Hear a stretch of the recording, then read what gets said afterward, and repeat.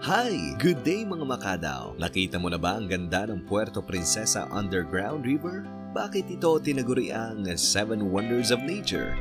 Nasilip mo na rin ba ang mga century-old mangrove trees at natikman ang sikat na tamilok? Samahan niyo kami sa day 2 ng aming Kadaw Adventure sa Puerto Princesa, Palawan. Tara, kadaw tayo! Maaga pa lang ay gumising na kami dahil 7:30 ay susunduin na kami sa hotel. At kahit gutom na, tumingin-tingin muna sila sa mapa ng Palawan. Dito sa gitna, nandito ang Puerto Princesa City. At syempre, nauna na sila sa kainan. Of course, kailangan namin ng lakas kaya malakas din kaming kumain ng breakfast. Maya-maya lang ay sinundo na kami ng aming tour guide sa araw na yon na si Boss Cheeky Boy.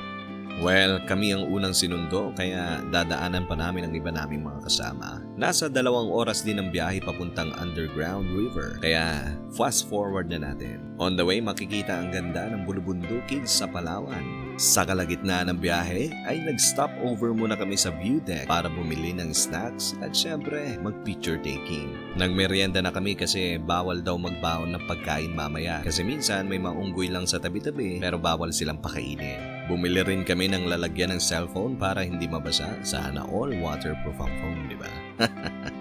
Ayan, kita niyo yung beach na yan? Yang may puting buhangin? Hindi tayo dyan pupunta. Mangrove forest muna tayo kasi mamaya pa after lunch yung Underground River. Dito sumakay kami sa bangka. Ayan, pinipicturan pa kami ni Kuya. Habang binibidyoan ko siyang, pinipicturan kami na binibidyoan ko siya. Basta yun. Dito makikita nyo rin mamaya ang mga century-old mangrove trees na mas mataas pa sa mga nyo. Sa mga nagtatanong kung may buhaya ba dito, wala naman daw. Minsan may makikita kayong nalantang bakawan o mangrove tree. Doon naman nakukuha ang tamilok o tawag ng iba, woodworms.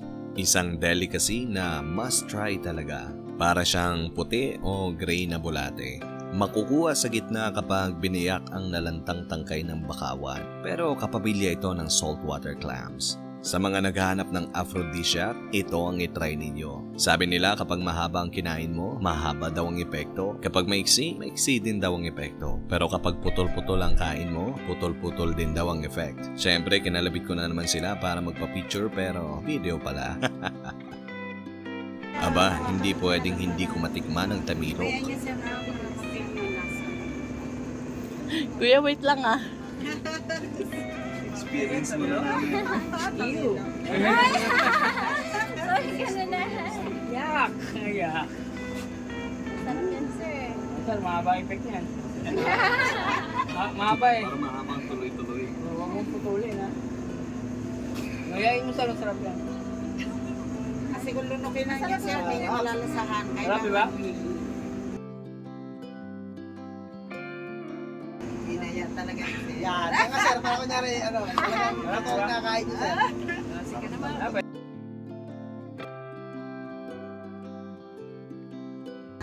Raymond. Uy, may isa pa para sa inyo. 10,000. Pubusin mo na. Mama, sarap sa gina. Ako sir, 10,000 sir. Kahit takso pa yan. Masarap.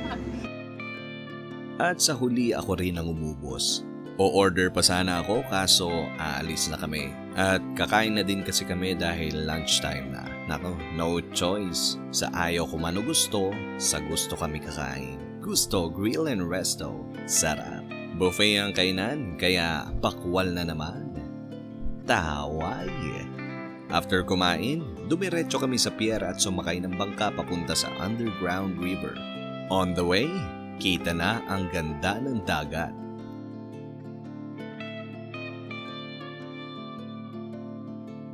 Eto, di na sila naniwala ni picture kaya kumakaway na sila. Fast forward natin.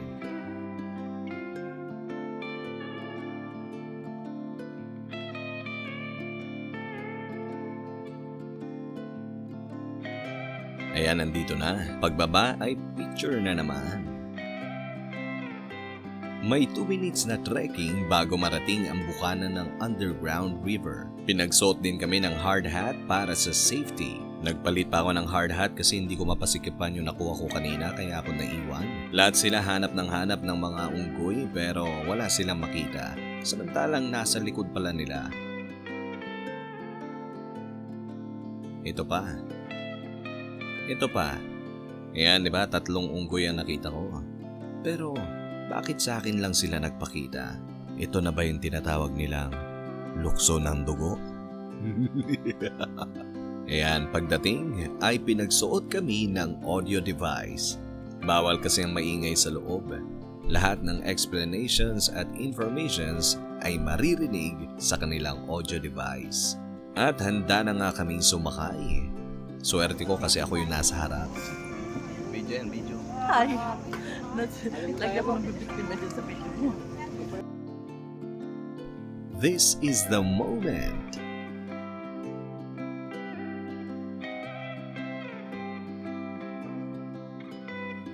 Mapapawaw ka talaga sa ganda.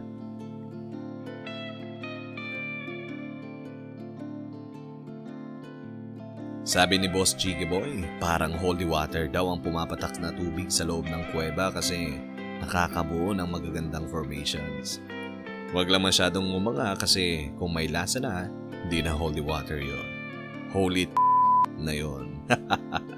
Marami na daw ang nabiktima ng mga paniki dyan. Ito parang dinosaur. Karamihan sa mga formations na makikita ninyo ay actually napangalanan na. Sa dami ng formations, mapapa-imagine ka talaga. May ibang areas din sa loob na sobrang laki at luwang.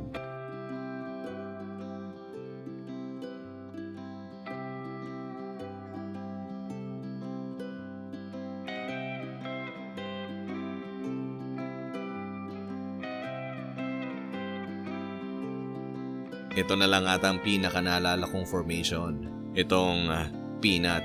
Marami pa yan kaso di ko na nasama sa video.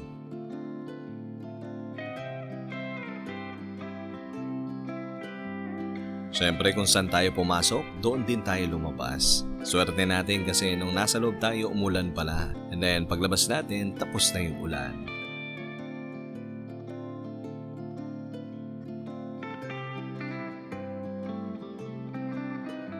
At nagbangka na naman kami pabalik at napansin pa ni Ate Lindel na parang mukhang nakahigang tao daw yung bundok na nakikita dito.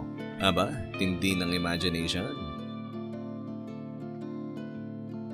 After niyan ay biyahe na naman ng 2 hours pa uwi sa hotel. Siyempre nagpahinga muna kami. Pagdating ng dinner, sa Badjao Restaurant kami kumain. Dadaan ka muna sa tulay sa gitna ng bakawan. Itong restaurant ay nasa dagat. Sakto, ang ganda ng sunset.